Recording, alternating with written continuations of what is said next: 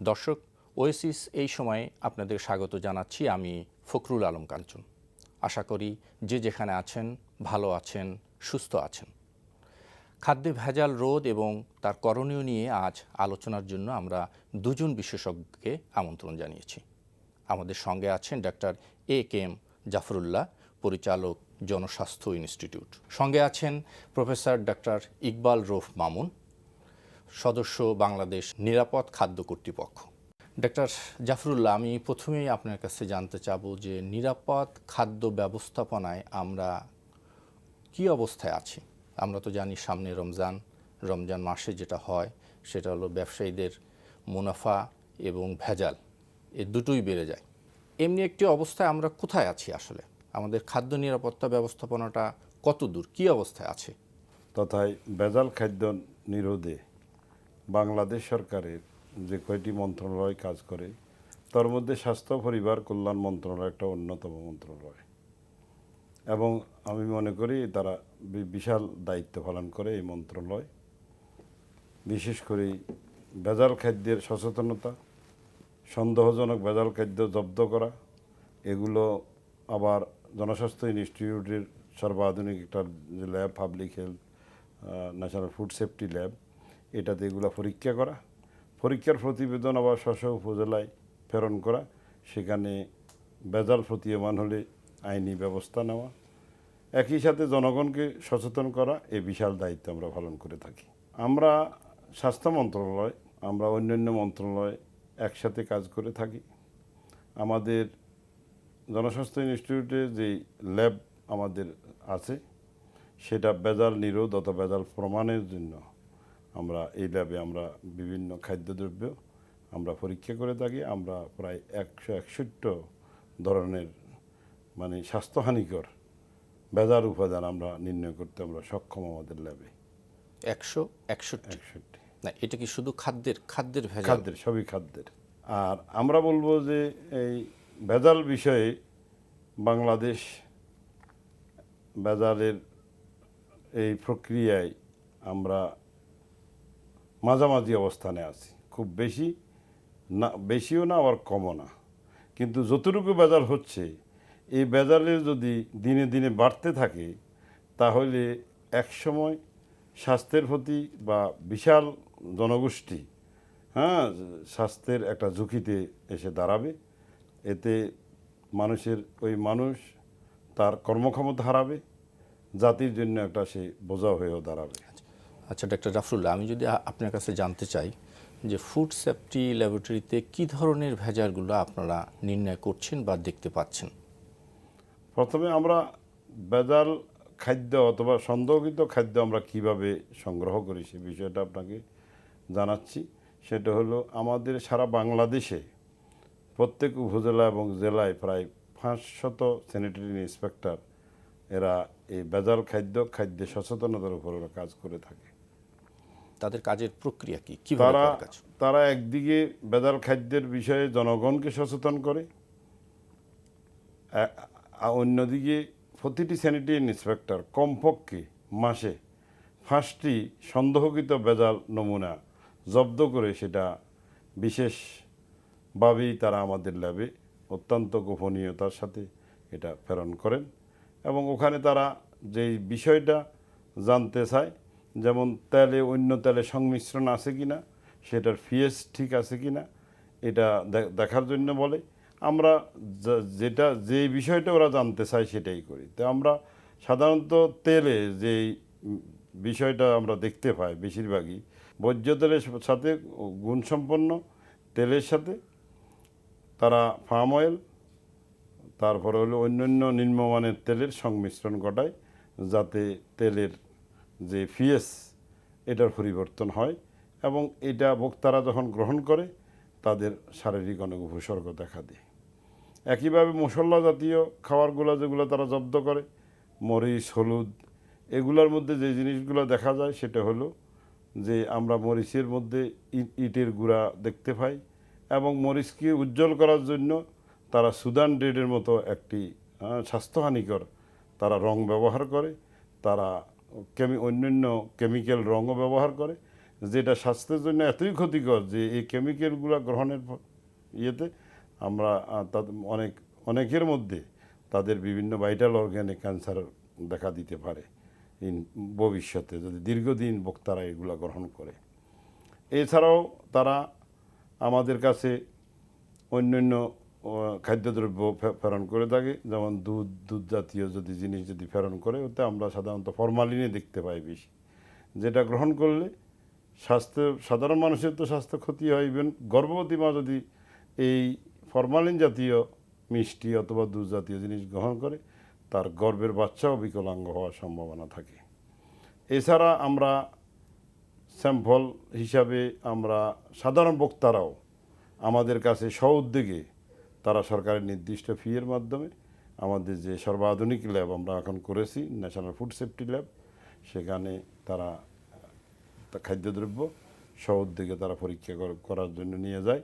আমরা সেগুলো পরীক্ষা করি। আচ্ছা, পরীক্ষায় যখন আপনারা এই ভেজাল নির্ণয় করেন, এরপর আপনাদের করণীয় কি থাকে? যেগুলো আমাদের স্যানিটারি ইন্সপেক্টররা যেসব আমাদের খাদ্যদ্রব্য প্রেরণ করে, সেটা হলো আইনি নিরাপত্তার মাধ্যমে সেই খাদ্যদ্রব্যের রিপোর্ট আমরা তাদের কাছে পৌঁছে দিয়ে থাকি, এবং সেখানে আইনের বিধান আছে যে স্যানিটারি ইন্সপেক্টর এটা প্রেরণ করবেন ওই উপজেলা স্বাস্থ্য পরিবার কর্মকর্তার অনুমোদন নিয়ে তারা জেলা আদালতে যদি ভেজাল প্রমাণিত হয়, সেই ভেজালকারীর বিরুদ্ধে তারা মামলা দায়ের করার বিধান আছে। আচ্ছা, আমরা ডক্টর মামুন কাছে আপনার কাছে একটু যাই। আমরা জানতে চাবো যে খাদ্যে ভেজাল এটা অনেক দিনের এটা একটা প্রক্রিয়া, দীর্ঘদিন যাবৎ চলে এসছে। বিভিন্ন ক্ষেত্রে আমরা লক্ষ্য করেছি নানাভাবে ভেজাল হচ্ছে খাদ্যে। তো আমরা এও জানি যে সম্প্রতি 2013 সালে নিরাপদ খাদ্য আইন নামে একটি আইনও প্রণয়ন করা হয়েছে। আপনি তার একজন অন্যতম সদস্য। তো এই সমস্ত ভেজাল রোধে আপনাদের করণীয় কি? আপনারা কিভাবে এই কাজটি করছেন? প্রথমেই আমি বলবো যে আইনটির কথা বললেন, যে আইনটি 2013 সালের আইন, কিন্তু বাস্তবায়ন হয়েছে 2015 সালে। খুবই রিসেন্টলি এটা আপনারা শুরু করলেন। গত বছরের ফেব্রুয়ারি 1 তারিখে এটা আপনার ইমপ্লিমেন্ট হয়েছে, এবং 2 তারিখে আমাদের নিরাপদ খাদ্য কর্তৃপক্ষ গঠন হয়েছে। আমরা সেদিনই সবাই মানে যে কয়জন আছে তারা জয়েন করেছি। তো আমাদের এই একটা বছরে আমরা যে কাজগুলি করেছি বা করছি, সেটা প্রধানত যে আমাদের কাজটা কি, আমাদের কাজটা হলো যে বাংলাদেশে যে বিভিন্ন এজেন্সি বা মন্ত্রণালয় যারা এই খাদ্য বা নিরাপদতার সাথে জড়িত এবং কাজ করছেন, উনাদের কাজের একটা সমন্বয় ঘটানো। এবং যেহেতু আপনি বললেন যে একটু আগে যে দীর্ঘদিন যাবৎ এই ভেজাল প্রক্রিয়া সংস্কৃতি চলে আসছে এবং এর কোনো নাই, সমাধান দেখছি না আমরা।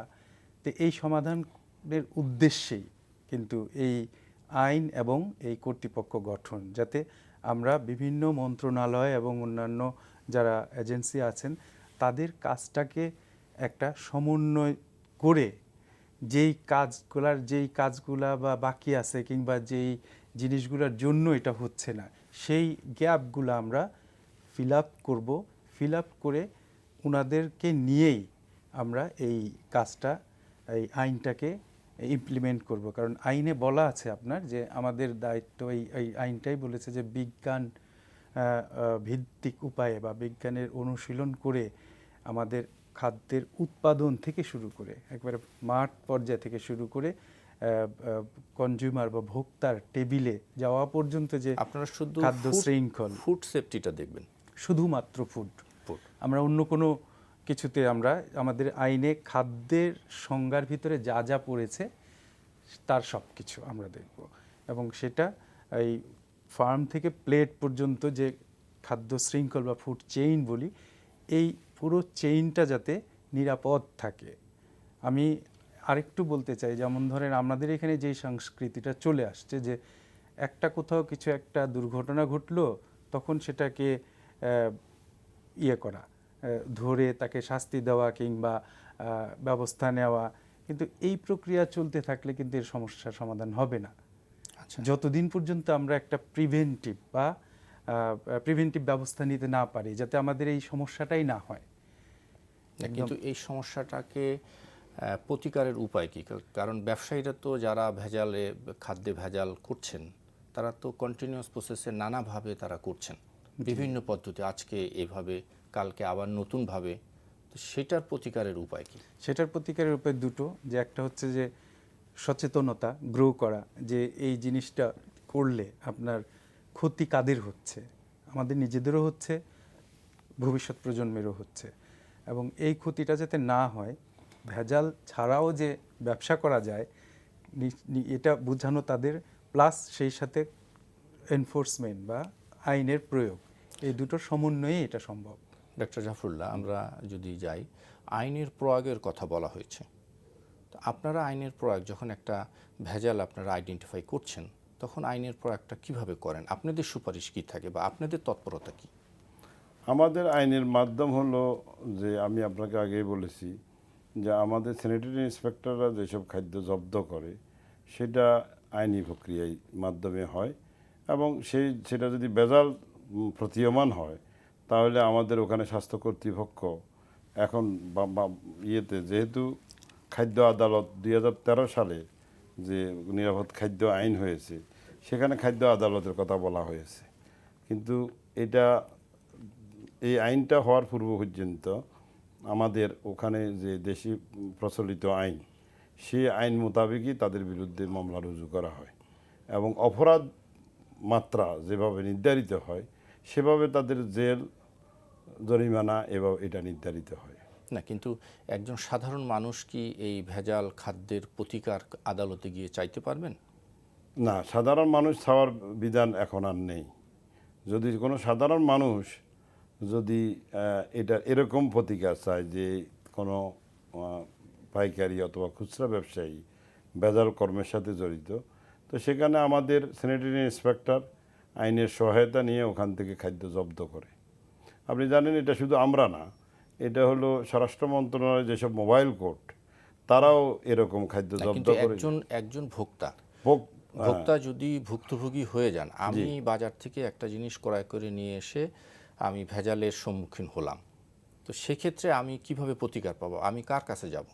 উনি যদি এখন আইনে যাইতে হয়, তাহলে ওনাকে স্যানিটারি ইন্সপেক্টরের অথবা আমাদের আইন প্রয়োগকারী কর্তৃপক্ষের সহায়তায় যেতে হবে।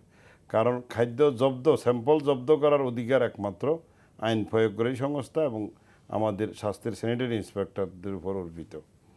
সেখানে স্যাম্পল জব্দ করার পর আইন তাকে এভাবে সহায়তা করতে পারে, যদি জব্দকৃত খাদ্য যদি ভেজাল প্রমাণিত হয়, তাহলে তার বিরুদ্ধে মামলা চলবে।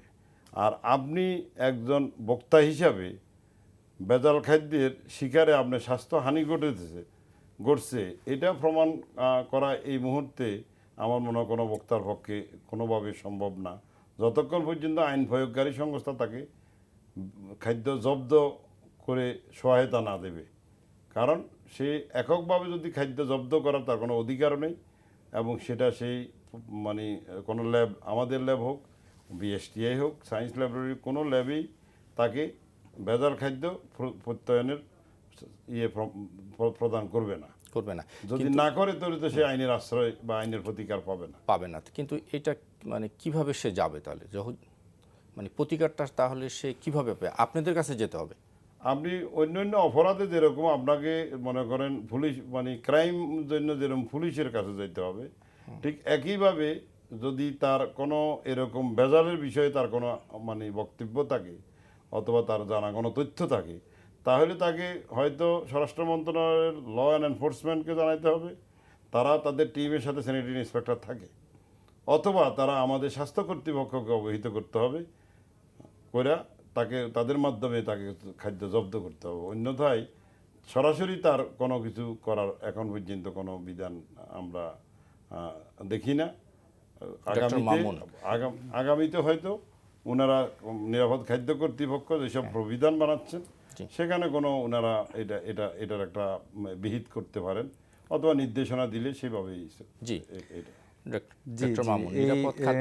নিরাপদ খাদ্য আইনে কিন্তু বলা আছে যে একজন সাধারণ ভোক্তা, যখন উনি সন্দেহ পোষণ করবেন কিংবা ক্ষতিগ্রস্ত হবেন, তখন উনি নিজেই কিন্তু এটা হয় বাংলাদেশ নিরাপদ খাদ্য কর্তৃপক্ষকে অভিযোগ দায়ের করতে পারেন, কিংবা আমাদের যে ফুড ইন্সপেক্টর তাদেরকে বলতে পারেন। এমনকি উনি নিজেও কিন্তু একটা স্যাম্পল অ্যানালাইসিস করে মামলা দায়ের করতে পারবেন। এই তবে অ্যানালিসিসটা আমি এখানে একটা ইয়ে আছে যে এই ভোক্তা বা সাধারণ মানুষকে আমাদের আইন দ্বারা প্রণীত প্রবিধানে যেভাবে নমুনা সংগ্রহের যে একটা বিধি, সেই বিধি মোতাবেক তাকে নমুনা সংগ্রহ করে এবং ডেজিগনেটেড ল্যাবরেটরিতে টেস্ট করাতে হবে। সেরকম করে যদি উনি করে নিজেই মামলা দায়ের করতে পারেন, অথবা বাংলাদেশ নিরাপদ খাদ্য কর্তৃপক্ষের সহায়তা নিতে পারেন। তো সেই ক্ষেত্রে বাদী কে হবে, ভুক্তভোগী ভোক্তা না আপনারা বাদী হবেন? আমরা বাদীকে সহায়তা করব, ভোক্তাকে সহায়তা করব। জি, জি ভোক্তাকে সহায়তা করবেন। জি।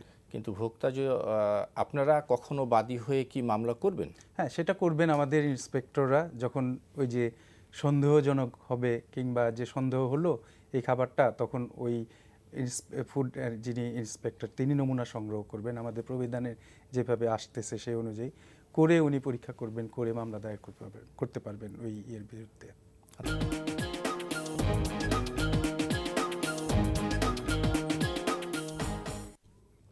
আমরা আলোচনা করছিলাম খাদ্য নিরাপত্তা নিয়ে। আপনি বিরতির আগে বলছিলেন যে আইন প্রয়োগের বিষয়টি। তো এই আইন যদি একজন সাধারণ মানুষ প্রয়োগ করতে না পারে, যিনি সরাসরি ভুক্তভোগী, তাহলে এই আইনের সার্থকতা কিভাবে আসবে?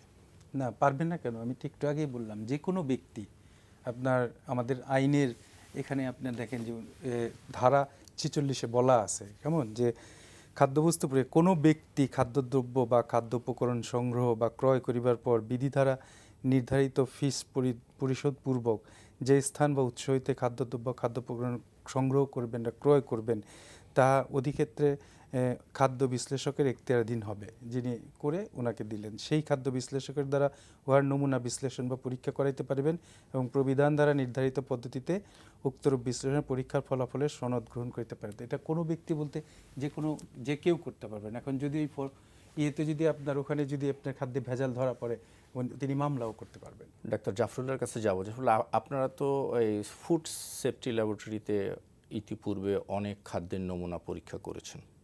আমরা জানি যে সর্বগ্রাসী একটা ভেজালের রূপ আমরা দেখতে পাচ্ছি। তো মানে তরি তরকারি থেকে শুরু করে সব কিছুতেই এক ধরনের ভেজাল আর ভেজাল। আমাকে একটু বলবেন যে এই যে প্রক্রিয়া, এই পরীক্ষা থেকে ফিরে আসার পথ কি?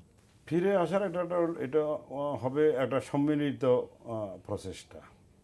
যেমন মনে করেন, যদি আমরা ফার্মার লেভেলে আমরা দেখি যে পেস্টিসাইড ইউজ এ বিষয়ে আমরা মনে করি যে আমাদের কৃষি বিভাগ যদি ওই কৃষকদেরকে একটু সচেতন করে যে রিজনেবল ইউজ অফ পেস্টিসাইড যদি করা হয়, তাহলে পেস্টিসাইডের মাত্রা যদি কম হয় সেক্ষেত্রে স্বাস্থ্যহানি কমবে। একইভাবে আপনি দেখেন স্টকিজ যারা, আমরা শুটকি মাছ পরীক্ষা করে দেখেছি যে শুটকি মাছে তারা ডিডিটি, এটা অত্যন্ত স্বাস্থ্যহানিকর ডিডিটি ব্যবহার করে। সেক্ষেত্রে আমাদের আবেদন থাকবে যে যারা ধরেন স্টকিস্ট অথবা মজুতদার, তারা এই বিষয়টা যদি বিবেচনা করে যে সামান্য শুটকি প্রিজারভেশনের জন্য আমি জীবনহানিকর ডিটিটি ব্যবহার করতেছি, এতে মানুষের যারা ভোক্তা তারা দীর্ঘদিন এই ডিটিটি যদি সম্মিলিত শুটকি বা ড্রাই ফিশ খায়, তারা ক্যান্সার আক্রান্ত হইতে হবে। এদের মধ্যেও একটা সচেতনতা তৈরি করতে হবে আমরা, যে যাতে তাদেরকে বুঝাইতে হবে যে আপনার মুনাফার চাইতে মানুষের মূল্য অনেক বেশি। সুতরাং আপনি মুনাফার দিকে দৃষ্টি যদি দেন, তাহলে অনেক মানুষের জীবনহানি ঘটবে। এখানেও সচেতনতার একটা বিষয় আছে। একইভাবে পাইকারি বাজারে আমরা যেটা দেখতে পাই, মাছে ফরমালিন বা অন্যান্য যেগুলো আমরা পাই, এই বিষয়গুলো আমরা যদি পাইকারি বাজারে আমাদের সব সংস্থা মিলে অথবা স্বাস্থ্য অন্যান্য সংস্থাকে নিয়ে যদি জনসচেতনতা সৃষ্টি করতে পারে যে এই মাছ প্রিজারভেশন আপনি ফরমালিন ব্যবহার করবেন না, আম ফাঁকানোর জন্য আপনি কার্বাইড না, ব্যবহার কিন্তু করবেন যারা না। যারা এই কাজগুলো যারা করছে তারা কি এরকম ভালো ভালো কথা কি শুনবে? যে এটার জন্য আইনের কিছু প্রবিধান আইন বিধান আছে। তো আমরা তো মনে করেন এই নিরাপদ খাদ্য আইন 2013 এটার সাথে আমার জানা মতো প্রায় 17-18টি মন্ত্রণালয় কাজ করতেছে। কি প্রত্যেক মন্ত্রণালয়ের নিজস্ব, যেমন খাদ্য মন্ত্রণালয়ের নিজস্ব দায়িত্ব আছে, তারপরে কৃষি মন্ত্রণালয়ের দায়িত্ব আছে, স্বাস্থ্যের দায়িত্ব আছে, আবার নিরাপদ খাদ্য কর্তৃপক্ষ সবার সাথে সমন্বয়ের ব্যাপার আছে, ল অ্যান্ড এনফোর্সের এখানে একটা বিরাট ভূমিকা আছে। তো যেখানে মানুষ যদি ভালো কথা না শুনে, মানুষের মঙ্গলের কথা চিন্তা না করে, সেখানে তাদের জন্য তো ইয়েতে এই আইনের বিধানে তাদের বিরুদ্ধে শাস্তির ব্যবস্থা আছে। সেটা আইন প্রয়োগকারী সংস্থা যারা আছে তাদের উপর এটা হবে। তাহলে আমি মনে করি যে সম্মিলিতভাবে যে 18টি মন্ত্রণালয় নিরাপদ খাদ্য কর্তৃপক্ষ সমন্বয় করতে পারে কাজের, তাহলে সচেতনতা, আইন প্রয়োগ সব মিলিয়ে আমার মনে হয় আমরা এই যে ভেজালের যে সাগরে আমরা যে ডুবন্ত অবস্থা আছি, এখান থেকে আমরা উদ্ধার হইতে পারবো। কারণ জনসচেতনতায় অনেক জিনিস থেকে আমরা ফিরে আসছি। সচেতনতা প্রয়োজন। আচ্ছা ডক্টর মামুন, আমি যদি যাই আপনার কাছে, আইনে কি আপনারা কি ধরনের বিধিবিধান রেখেছেন? এই আইন দিয়ে কি এই ভেজাল রোধ সম্ভব হবে? নিশ্চয়ই হবে, ইনশাল্লাহ হবে। তার আগে আমি একটু বলতে চাই যে আমাদের যে একটু আগে আপনি যেটা বললেন যে আমরা ভেজালের সাগরে হাবুডুবু খাচ্ছি, সেইটা কতটুকু পুরোপুরি সত্যি সেটা কিন্তু বিবেচনার বিষয় রাখে। আপনি কি দ্বিমত করছেন যে ভেজাল ঠিক এত আমি সর্বগ্রাসী নয়? দ্বিমত করছি যে আমরা একেবারে ভেজালের সাগরে হাবুডুবু খাচ্ছি, এটাই দ্বিমত করছি। তবে আমি বলছি না যে আমরা পুরোপুরি সেফ। আমি একজন নিরাপদ খাদ্য কর্তৃপক্ষের সদস্য হিসেবে এটাই বলবো যে আমাদের এই জিনিসগুলি আগে দেখা উচিত, পরীক্ষা নিরীক্ষা করে, সার্ভিলেন্স করে, মনিটর করে দেখা উচিত আমরা কিন্তু আসলেও প্রকৃত অবস্থাটা কি। না, আমরা কিন্তু বিভিন্নভাবে দেখছি পত্রপত্রিকা, হ্যাঁ, রেডিও, টেলিভিশনে। এইটার জন্যই আসতেছি যে পত্রপত্রিকায় সেফটি ফুড বলতে মানুষের মনে একটা সাধারণ ধারণা যে সেফটি ফুড বলতে আর এখন কোনো কিছু নাই। আম, কলা থেকে শুরু করে একদম তরিতরকারি, মাছ পর্যন্ত ভেজালে সয়লাভ। হ্যাঁ, এই ধারণাটাকেই আমি চাই যে এই ধারণাটা একেবারে নন সায়েন্টিফিক ওয়েতে না দেওয়াই ভালো। এটার একটা বিজ্ঞান ভিত্তিক পর্যালোচনা করার পরে আমাদের আসা উচিত। আমি ছোট্ট একটা উদাহরণ দিব যে ডিজি মহোদয় আছেন IPH এর, উনাদেরই করা একটা গবেষণা ফল আমার হাতে আছে, এবং সেটা 2016 সালে ওনারা প্রায় 28টা খাদ্য পণ্য ওনাদের এই ন্যাশনাল ফুড সেফটি ল্যাবরেটরিতে একদম সঠিক উপায়ে হাই পারফরমেন্স লিকুইড ক্রোমাটোগ্রাফি, যেটা দিয়ে আমরা বলি যে আমরা তো ফরমালিনের ভয়েতে কিছু খাচ্ছি না, ওনারা 28টা খাদ্য পণ্যে ফরমালিনের মাত্রা পরীক্ষা করেছেন বিভিন্ন বাজার থেকে নিয়ে সেই ইয়েগুলো, এবং একটাতেও কিন্তু ওনারা স্বাভাবিক মাত্রায় ব্যাকগ্রাউন্ড লেভেলে যেই ফরমালিন থাকার কথা ন্যাচারালি থাকে তার চেয়ে নিচে আছে। না, কিন্তু এমনকি যে মিল্কেও আছে, মিল্কও ওনারা অ্যানালাইসিস করেছেন। তখন আমি কোনটা বিশ্বাস করব? একদম আমাদের এত সফিস্টিকেটেড একটা ল্যাবরেটরি, সেখানকার গবেষণার ফসল, এবং এটা ইন্টারন্যাশনাল একটা জার্নালে পাবলিশড হয়েছে, এবং আমরা দেখেছি যে মেথড সব ভেরিফিকেশন করা আছে। ওনারা রিপোর্ট করে বলতেছেন যে যেই ফর্মালডিহাইড আমরা ডেইলি ইনটেক করছি, আমরা যে আমাদের খাদ্য যে সারা দিনের ভিতরে, আপনি যেটা বলতে চাচ্ছেন যে পরিমাণে আমরা আতঙ্কগ্রস্ত আছি, এক্স্যাক্টলি এভাবে না। জি, এভাবে না। আমি এখানে একটা ইন্ডিকেটর পাচ্ছি যে এই যে গবেষণা করে দেখা গেল যে আসলেই কি ফরমালিন আছে, না এটা একটা আতঙ্ক, নাকি এটা একটা আতঙ্ক ছড়ানো হয়েছে। এই জিনিসটাকে নিয়ে আসতে হবে। আমি এটাই জনগণকে বলতে চাই যে আজকে বলা হচ্ছে সকল ফলমূলে ফরমালিন, কিন্তু আমি গবেষণায় দেখতে পাচ্ছি, ওনাদের গবেষণায় কোনো ফলমূলেই আম, কলা, কোনোটাতেই আপনার এই ব্যাকগ্রাউন্ড লেভেল যেটা ন্যাচারালি থাকে তার চেয়ে অনেক নিচে। না, ডক্টর জাফরুল্লাহ, আপনি কি বলবেন? আমরা তো দেখি যে মাঝে মধ্যেই কিন্তু অভিযান হচ্ছে, ফরমালিনযুক্ত আম ধরা পড়ছে, সেগুলো নষ্ট করা হচ্ছে। তো ডক্টর মামুনের এ বক্তব্য কতখানি গ্রহণযোগ্য? না, ডক্টর মামুন সাহেব যেটা বলছে, যেমন আপনি যেটা আম নষ্ট করার কথা যেটা বলছেন, আমরা তো বলছি যে ফরমালিন ব্যবহার করা হচ্ছে, তো সকল ব্যবসায়ী যে সেটা ব্যবহার করতেছে সেটাও সঠিক না। আর যে আম আমরা যে যন্ত্র দিয়ে যে পরীক্ষা করে আম করেছে, আপনি জানেন এটার বিরুদ্ধে একটা হাইকোর্টে মামলা হয়েছে, ব্যবসায়ী কর্তৃপক্ষ মামলা করেছে। সেখানে যে মেশিনটি ব্যবহার করতো, যে 300 মেশিন, সেটা পরবর্তীকালে কোর্টের নির্দেশে একটা এক্সপার্ট গ্রুপ আমরা এটা পরীক্ষা করে দেখেছি যে Z300 আসলে বাতাসে ফরমালিন মাপা যায়, কোনো ফলমূলে ফরমালিন সঠিকভাবে মাপা যায় না। সেখানে আমরা আমাদের মতামত দিয়েছি। একমাত্র আমাদের ল্যাবে আছে, অন্যান্য ল্যাবেও আছে, সায়েন্স ল্যাবরেটরি একটা SPLC মেশিন আছে, হাইলি সফিস্টিকেটেড মেশিন, সেখানে সঠিক মাত্রায় এটা মাপা যায়। এবং আমরা বলেছি যে কোনো জব্দকৃত ফলমূল যদি আপনারা করেন, তো সেটা ইনস্ট্যান্টলি ফরমালিন মেশিন যেহেতু নাই, সেটা আমাদের ল্যাবে পাঠিয়ে দেন, সেটা আমরা পরীক্ষা করে আমরা দেখব।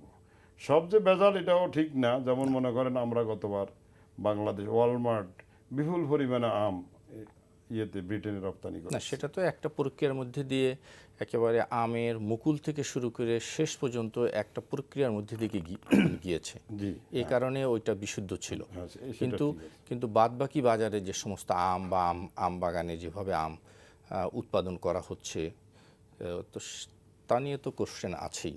না, সেটা সেটা তো আছেই, আমরাও বলতেছি, আপনার কথাও ঠিক আছে। এখনও আমাদের এগ্রিকালচার ডিপার্টমেন্ট এবং ওরা নিজস্ব কিছু ফাইলটিং করতেছে, ওখান থেকে তারা আম সংগ্রহ করে ওগুলাই এক্সপোর্ট করা হচ্ছে। তো অন্য যারা আছে ফার্মার অথবা যারা এই ফল উৎপাদন করে, তাদেরও আমার মনে হয় একবারে যে ভেজাল হচ্ছে না এটাও বলা যাবে না, আবার অধিক ভেজাল হচ্ছে এটাও বলা যাবে না। সেক্ষেত্রে তাদেরকে ওই যে ফাইলটিং করা হচ্ছে এই কারণেই যে তাদেরকে বোঝানোর চেষ্টা করা হচ্ছে ওই ফাইলটিংয়ের প্রজেক্টের যে রেশনাল ইউজ অফ ইনসেকটিসাইড এবং হরমোনাল যেসব ওষুধ ব্যবহার করে, যেটা অধিক মাত্রায় মানুষের ক্ষতি করে, সেটা এত ব্যবহার না করেও এটা সীমিত আকারে ব্যবহার করেও ভালো উৎপাদন পাওয়া যায়। এটাও তো একটা শিক্ষা। জি, ডাক্তার জাফরুল্লাহ, আমি যদি আপনার কাছে একটু, আমরা প্রায় শেষে চলে এসেছি আলোচনার, আমরা যদি জানতে চাই যে সামনে তো রমজানে দেখি যে আমরা অতি সাধারণ যে খাদ্য, মুড়ি, খেজুর থেকে শুরু করে এ ধরনের খাদ্য মধ্যেও নানা ধরনের ভেজাল আমরা দেখতে পাই। পত্রপত্রিকায় এসছে যে মুড়ির ভিতরে ইউরিয়া মিশানো হচ্ছে, নানা ধরনের কেমিক্যাল মিশানো হয়। আপনারা এই নিয়ে সম্প্রতি একটি গবেষণা করেছেন, জানাবেন কি পেলেন আপনারা? বাজারে জনশ্রুতি আছে যে ইউরিয়া ব্যবহার করলে মুড়ি অনেক বড় হয় এবং দেখতে অনেক সুন্দর সাদা হয়, এরকম একটি ধারণা আছে। এটাকে সামনে রেখে আমরা ভাবছি ব্যাপক হারে মুড়ি কনজাম্পশন হয় রমজানে। আমরা এই মুড়িটা পরীক্ষা করেছি। তো এখন পর্যন্ত আমরা আমাদের কাছে আমরা প্রকাশিত করি নাই আমাদের রেজাল্ট, তবে ল্যাবরেটরিতে আমরা যে নমুনা যতগুলো পরীক্ষা করেছি তার মধ্যে আমরা দেখেছি যে এবার ইউরিয়া ব্যবহারটা অত্যন্ত কম, এবং এটা আমার নাই বললেই চলে। আমি বলি এটাও জনসচেতনতার একটা অংশ। কারণ আপনি দেখেন বাজারে হাতে ভাজা মুড়ি যেরকম জনপ্রিয়, সাধারণ মুড়ি কিন্তু এত জনপ্রিয় না। এটা হলো হয়তো যারা এই মুড়ি উৎপাদন করে তারাও বুঝেছে যে আমাদের এই যে অধিক সাদা বড় করা ইউরিয়া ব্যবহার করলে যে মুড়ি, সেটার ব্যাপারে মানুষ সচেতন হয়ে গেছে, হাতে ভাজা মুড়ি মানুষ খুঁজতেছে। সে কারণে তারাও সম্ভবত ইউরিয়াটা ব্যবহার করাটা থেকে বিরত হচ্ছে। আচ্ছা, আমি মনে করি এটাও সচেতনতার একটা সুফল। আচ্ছা, আইনের কথা যদি বলি, ডক্টর মামুন, আপনি কি বলবেন যে আইনে এই সাধারণ মানুষের প্রতিকার পাওয়ার সুযোগ কম, অর্থাৎ আমি একটা জিনিস কালেক্ট করতে পারবো না, সেটা নির্দিষ্ট একটি ল্যাব থেকে পরীক্ষা করে নিয়ে তারপর আপনাদের কাছে যেতে হবে, সে আইন দিয়ে কতখানি সুফল পেতে পারি? কেন পারবেন না? কেন, অবশ্যই পারবেন, কালেক্ট তো করতেই পারবেন আপনি। একজন সাধারণ মানুষকে এই আগে ছিল না, এই আইনেই আসছে। আচ্ছা, যে কেউ ভোক্তা, আপনি ওনার যদি মনে হয় যে উনি ক্ষতিগ্রস্ত হয়েছেন কোনো খাবার খেয়ে, ওনার যদি সন্দেহ জাগে যে এই খাবারটা তখনই উনি এটার বিরুদ্ধে ব্যবস্থা নিতে পারবেন। বাংলাদেশ নিরাপদ কর্তৃপক্ষ তাকে সহায়তা করবে। বাংলাদেশ নিরাপদ কর্তৃপক্ষ রিপোর্ট করলে, অভিযোগ করলে বাংলাদেশ নিরাপদ কর্তৃপক্ষ তাকে পুরো ব্যাপারটাতে, প্রক্রিয়াটাতে সহায়তা করবে। কিন্তু এই আইন কি সাধারণ আমরা কি থানায় মামলাটি থানায় করব, সাধারণত না, ওই যে ফুড, প্রত্যেকটা জেলায় কিন্তু একটা বিশুদ্ধ খাদ্য আদালত করা হয়েছে। আচ্ছা, আপনি জানেন কি না? না, এটা আমাদের এটা প্রতিটি জেলায় আদালত করা হয়েছে এবং সংশ্লিষ্ট ব্যক্তি তার ওই জেলায় গিয়ে মামলাটা দায়ের করতে পারবেন। আচ্ছা, ওই আদালতের বাইরে আমরা না, যেহেতু নিরাপদ খাদ্য আইনে বলা আছে বিশুদ্ধ খাদ্য আদালতেই করতে হবে, এবং এটার জন্যই কিন্তু আলাদা আদালত করা হয়েছে। আগে যেটা বললেন স্যার, যে শাস্তির মাত্রাটা কি একটু বলবেন আমাদের? এটা নির্ভর করবে যে অপরাধের মাত্রার উপরে। ভেজাল নিয়ে কি হবে? সব জায়গাতে ভেজালের বিরুদ্ধেও আছে, আপনার ওই কন্টামিনেন্টস বা দূষকের বিরুদ্ধেও আছে। যেটা বললেন যে কীটনাশক কেউ যদি ব্যবহার করার পর নিয়ম না মেনে বাজারে বিক্রি করতে নিয়ে আসে এবং সেই বিকৃত ফলে যদি সহনীয় মাত্রার উপরে পাওয়া যায়, তখন সেটার জন্য শাস্তির বিধান আছে। আচ্ছা, আমাদের শেষ করতে হবে। আপনাদের দুজনকেই ধন্যবাদ জানাচ্ছি। ডক্টর মামুন এবং ডক্টর জাফরুল্লাহ আমাদের দুজনই আশার কথা শুনিয়েছেন, তো আমরা এই আশা নিয়ে থাকি আগামীতে। দর্শক, এই ছিল আমাদের আজকের আয়োজন। আবার দেখা হবে আগামী অনুষ্ঠানে। আল্লাহ হাফেজ।